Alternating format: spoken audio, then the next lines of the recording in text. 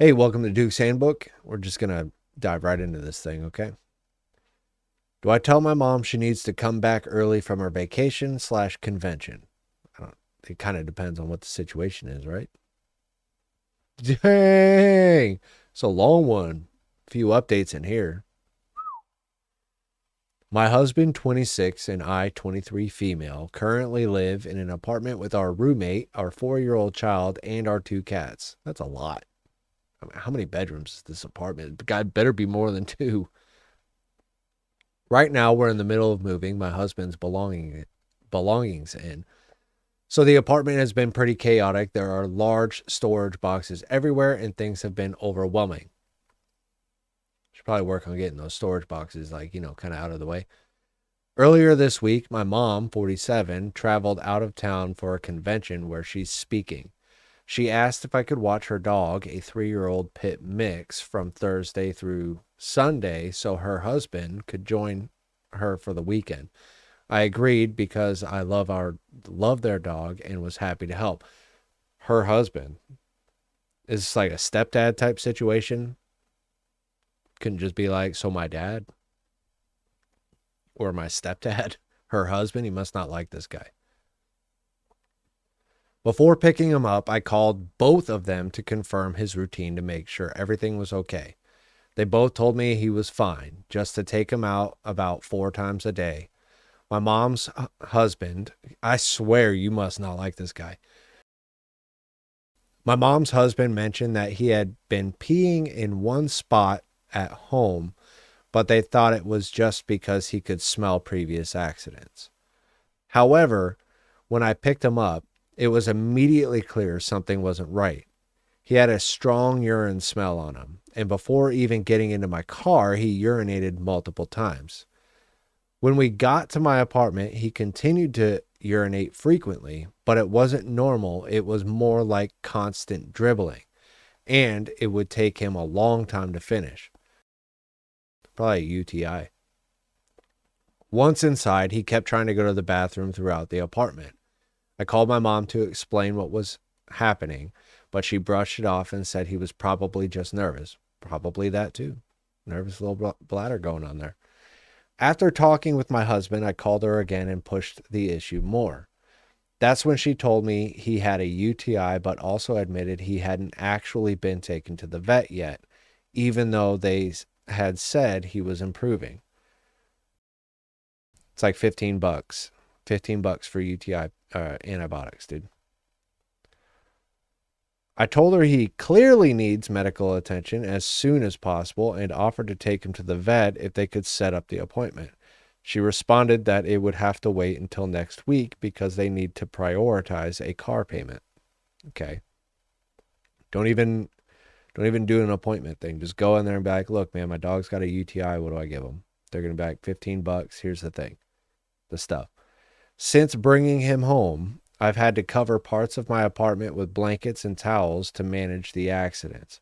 We've been taking him outside every hour, but he's still urinating inside frequently. I don't feel comfortable confining him to a small place like the bathroom, but managing this is an already crowded and stressful environment has been extremely difficult. Think about what it's going to be like with a 4-year-old. At this point, I feel stuck. I want to help, but I also feel like I wasn't given the full truth about his condition, and I'm now responsible for a situation that's beyond what I agreed to handle. I need advice on what to do. If I should call her and say they need to come home early, I'm very lost and overwhelmed. Honestly, no.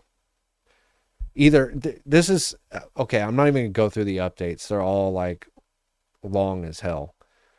Um, blah blah blah. Freaking taking him home, possible. Blah, blah, blah.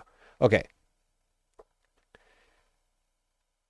either A, now you bring the dog back to their place and you hang out at their house and let that dog dribble all over their stuff, or you go to the vet and say, my dog's got a UTI, can you give me the antibiotics? And they're going to be like, okay, and here's how much it costs. So this sweet angel back here, when I got her, bro, she had broken her eyebrow bone, but the vet that my brother brought her to was like, "Oh, it's not that big of a deal. It should heal up." Didn't heal up. Pus, all this stuff. I cleaned it every day, multiple times a day.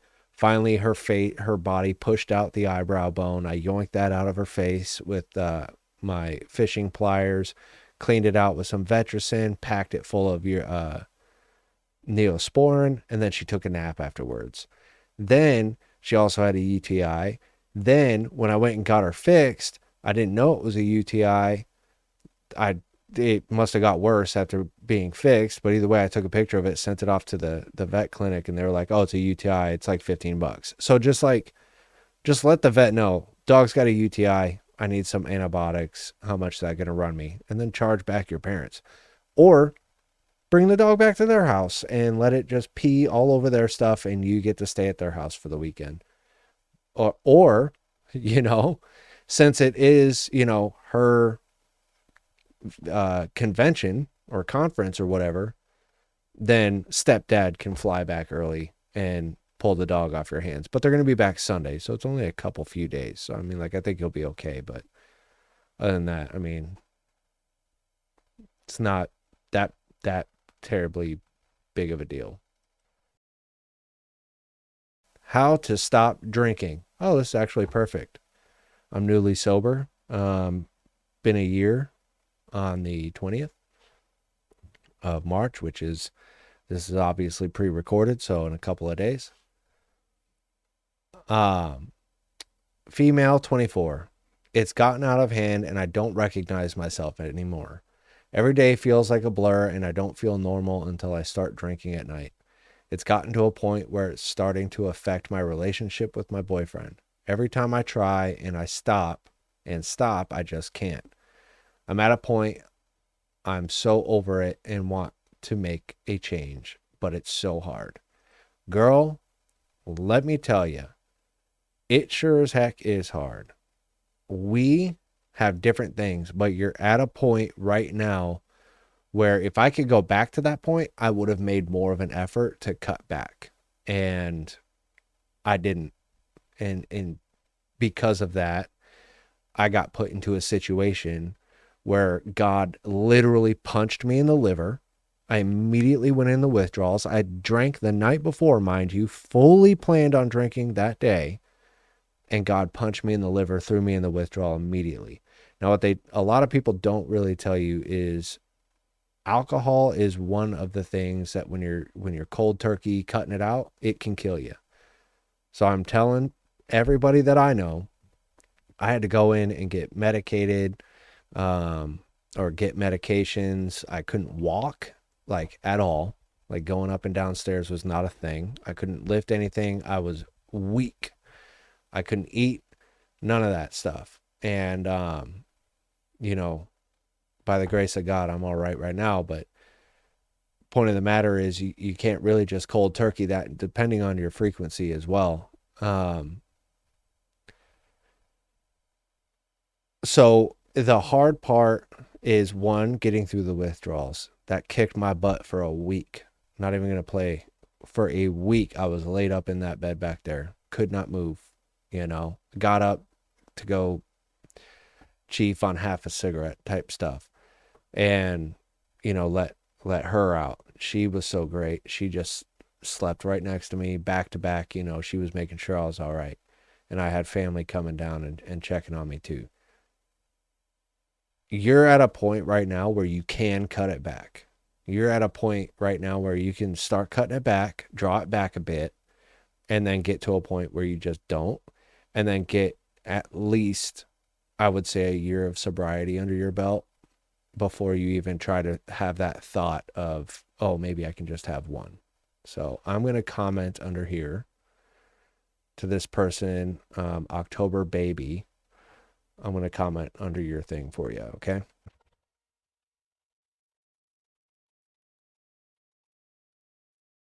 All right. So this is what I'm saying. I'm a year sober now. If I could go back to where you are now to just cut back, I totally would. Unfortunately, God punched me in the liver and threw me into withdrawal right away. There are a few things that can straight up take you out for cold turkey quitting during withdrawal, and alcohol is one of them. Withdrawals suck. Oh, it hurts. So if you can, cut it back a few at a time. That will make the quitting a lot smoother. Then get at least a year of sobriety under your belt before you even think of having just one. During my journey, I have had that thought a lot. Oh, it's been 3 months. I should be fine. Nope. Deny that craving. I made a rule for myself off the rip. No more alcohol in the house. I still go to bowling every week and hang around with people that drink, but I've been strong this long and still haven't had a drink. You will need to find something to dump that alcoholic energy into. For me, it's YouTube and 2 channels. Alrighty, alrighty, alrighty. Next, that one's hard. Quitting alcohol is really tough. And if there's anybody out there going through it, comment your experience below because a lot of people might need help with that. It was tough for me and it's still tough, but the discipline is denying the craving. That's really the discipline there. If you're able to be around it, like I'm going to be honest, when I went back home to California to visit, that was really hard. I got grandma drinking, my mom drinking, and then I go out to lunch with my buddy and he's a drinker. And, I go and I meet up with my other buddy, his family and kids and all that stuff. And he's a heavy drinker. And it's like, it was really, really rough. So, but I'm good, like I still haven't had a drink. So yeah, it's tough. And I'd like to hear anybody else's experience if they have that. But yeah, cut back. If you are trying to quit, cut back, and then you won't really go through the withdrawals like I did.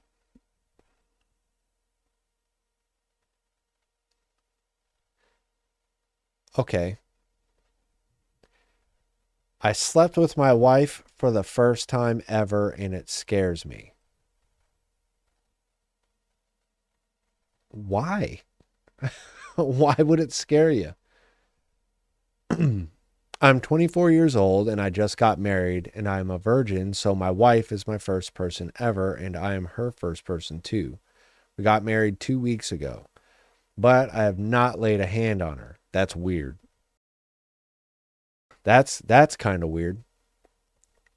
Sadly, my dad always made it forbidden for me to ask him anything about sex or any advice. I saw some things online while doing research, watching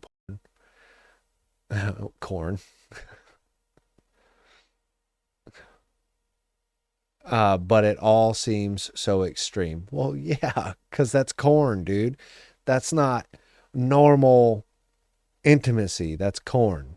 You probably got down into the weeds of something that you're probably never going to touch. So I did not know how to approach my wife, plus she is very shy. So 2 days ago, I decided to act. I pushed myself at morning and told her that we should, do something. Do the thing. Let's do the thing. She said to me that she does not also know what should we do. So I suggested, like anyone, maybe we should take our clothes off a bit. And it was so awkward. I don't know why I'm like this.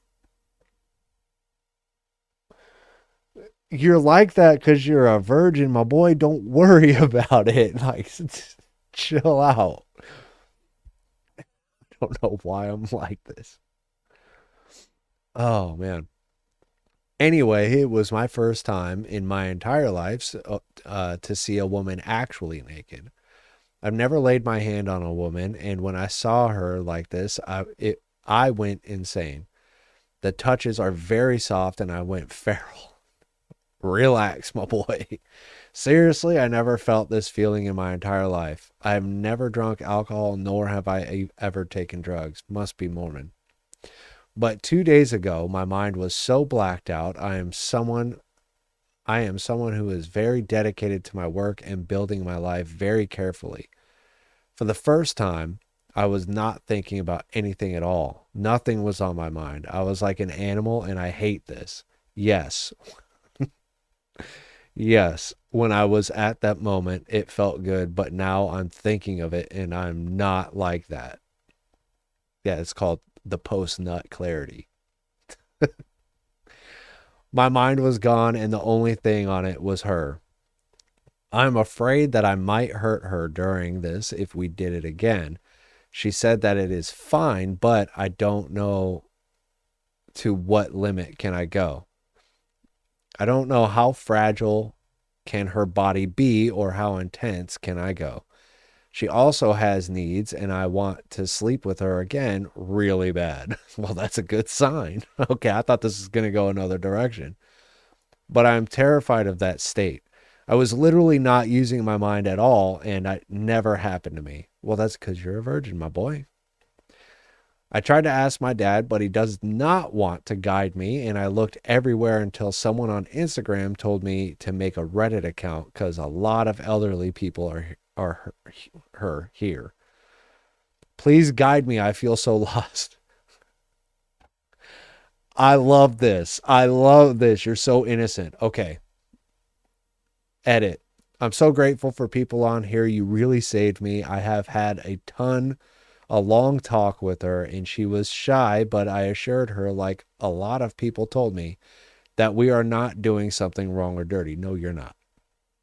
Also, we did it again and slower, and I did not lose myself like last time until she held my face and nodded to me when we were doing it. That was our green card we agreed on. That's good.